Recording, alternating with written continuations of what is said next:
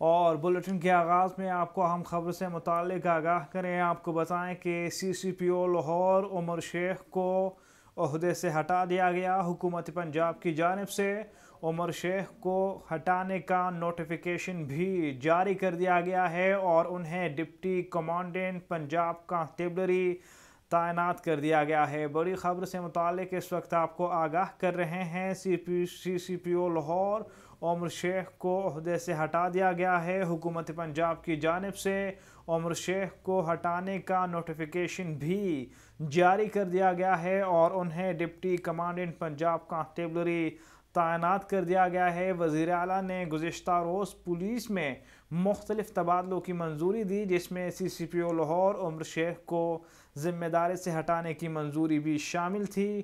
اور اس وقت کی بڑی خبر آ رہی ہے کہ سی سی پی او لاہور عمر شیخ کو عہدے سے ہٹا دیا گیا ہے۔ عمر شیخ کی جگہ غلام محمد ڈوگر کو سی سی پی او لاہور تعینات کر دیا گیا ہے اور ان کی تعیناتی کا نوٹیفیکیشن بھی جاری کر دیا گیا ہے۔ بڑی خبر سے متعلق اس وقت آپ کو آگاہ کر رہے ہیں، لاہور سے خبر ہے۔ لاہور کا سی سی پی او لاہور عمر شیخ کو ہٹا دیا گیا اور ان کی جگہ غلام محمد ڈوگر کو سی سی پی او لاہور تعینات کر دیا گیا ہے اور ان کی تعیناتی کا نوٹیفیکیشن بھی جاری کر دیا گیا ہے۔